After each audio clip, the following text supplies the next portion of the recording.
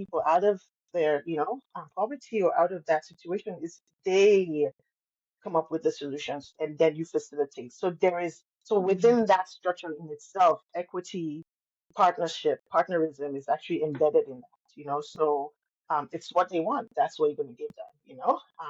And they get involved in the work. They get to say, not all NGOs are there, some are not.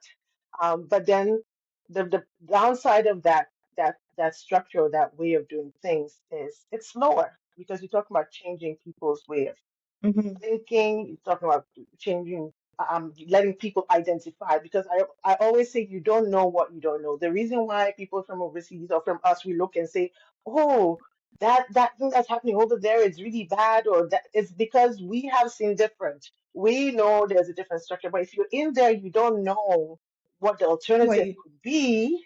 exactly? Obviously you're not gonna, so for me it's like it's Mhm. really, and so that's a gradual process of change. And how do you facilitate conversations, Yeah. organizations, systems where the people who are experiencing the hardship can realize or come and ask, is there another way than you imposing yourself on them, right? And so for me that's the way nonprofit should be. Nonprofit, in terms of a definition, there's no one definition. Everyone has the way Mhm. they do it.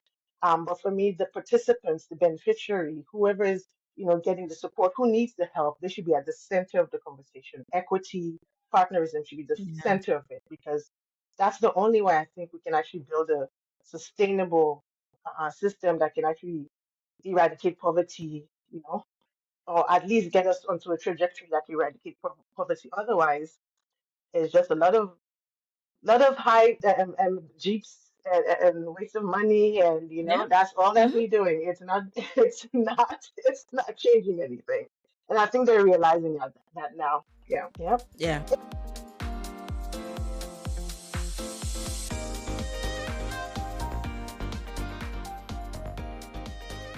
It's a yes, and it can be either. I think it's not one way, right? It can be either. If I had the money, if I was a millionaire and I had lots of funds, I would definitely set up an NGO because there are benefits to that, right? In terms of, tax exemptions you can get, in terms of donations you can get, in terms of funds you might be accessible with too. I don't think it's also in depending on where you're operating, right? And so, for example, like Yeah. places like in Sierra, like where we come from, Sierra Leone, that's usually my go-to because that's where I Yeah. know. Places like Sierra Leone, when you think about setting it up as a business. Like if there is, I don't think it's possible Yeah. you can actually maintain or sustain a profit hospital or medical center based on earned On income. So this summer we're giving you bite-sized or very important conversations, so you don't want to miss any episode. So tune in and listen and act.